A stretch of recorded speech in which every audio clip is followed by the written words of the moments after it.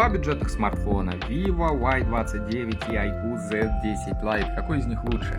У iQOO преимущество в экране. Здесь экран уже AMOLED и разрешение Full HD+, а у Vivo экранчик IPS и разрешение HD+. К тому же у него еще и рамки больше. Сканер отпечатков у iQOO находится в экране. В самом низу это оптический сканер отпечатка. А вот у Vivo сканер еще сбоку, в кнопке питания. Еще по старинке. Зато у Vivo есть свои преимущества. Это его аккумулятор.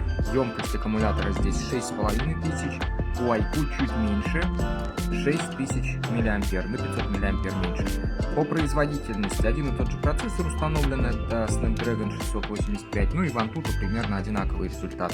Камеры тоже совпадают, 50 мегапикселей сзади и фронтальная камера по 8 мегапикселей. Оба телефона работают на FunTouch 15 версии, на 15 Android. Два бюджетных смартфона Vivo Y29 и iQOO Z10 Lite. Какой из них лучше? У iQOO преимущество в экране. Здесь экран уже AMOLED и разрешение Full HD+, а у Vivo экранчик IPS и разрешение HD+. К тому же у него еще и рамки больше. Сканер отпечатков у iQOO находится в экране. В самом низу это оптический сканер отпечатка. А вот у Vivo сканер еще сбоку, в кнопке питания.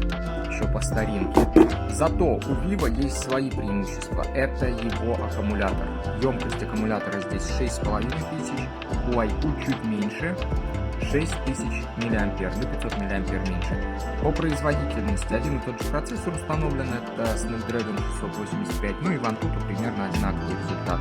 Камеры тоже совпадают, 50 мегапикселей сзади и фронтальная камера по 8 мегапикселей. Оба телефона работают на FunTouch 15 версии, на 15 Android. ये तो फ्रेंड अस्सलाम वालेकुम, उम्मीद है खैरियत से होंगे। तो फ्रेंड उम्मीद है आज की वीडियो आपको अच्छी लगी है। अच्छी लगी तो लाइक करें, शेयर करें और चैनल को सब्सक्राइब भी करें और एक प्यारा सा कमेंट भी करें। तो थैंक्स फॉर वॉचिंग। अल्लाह हाफ़िज़।